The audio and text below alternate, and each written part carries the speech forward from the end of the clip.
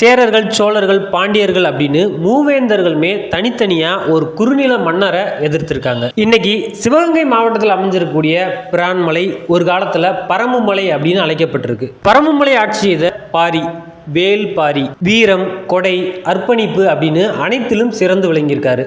இயற்கையவே தனக்கான ஒரு அரணா பயன்படுத்தி தன்னுடைய ஆட்சியை புரிஞ்சிருக்காரு. வேல்பாரி கடையேழு வள்ளல்களில் மிக முக்கியமான ஒரு வள்ளலாக திகழ்ந்தவர் தான் வேல்பாரி. வேல்பாரி வேளிர் குலத்தைச் சேர்ந்த ஒரு குறுநில மன்னன் தான் வேல்பாரி.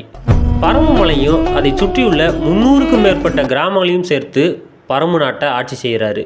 பறந்து விரிந்த பரம்பு நாட்டை ஆட்சி செய்கிற வேல்பாரி புலவர்களுக்கும் பாணர்களுக்கும் பொன்னும் பொருளும் வாரி வழங்குவதில் வள்ளலாக திகழ்ந்திருக்காரு. ஒரு நாள் பாரி முல்லைக்கொடி படர முடியாமல் கிடப்பதை பார்க்கிறாரு. வள்ளல் குணம் கொண்ட பாரி எந்தவித தயக்கமும் இல்லாமல் தன்னுடைய தேரையே முல்லைக்கொடிக்கு கொடுக்குறாரு.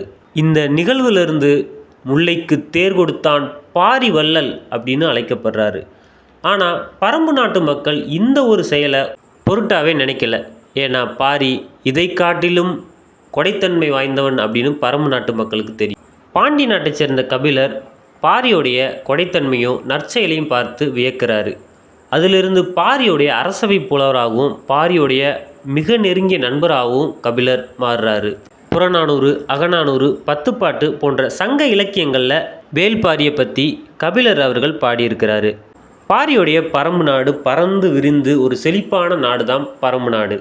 இயற்கையே தன்னுடைய அரணா பயன்படுத்தி பரம்பு நாட்டை ஆட்சியும் செய்கிறாரு.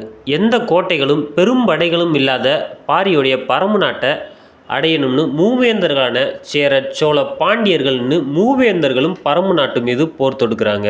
ஆனால் சேர, சோழ, பாண்டியர்கள்னு எந்த பேரரசுகளாலையும் ஒரு குறுநில மன்னனை வெல்ல முடியல. கடைசியாக சேர, சோழ, பாண்டியர்கள்னு மூவேந்தர்களும் ஒன்றிணைந்து பாரியை வஞ்சகமாக கொள்கிறாங்க.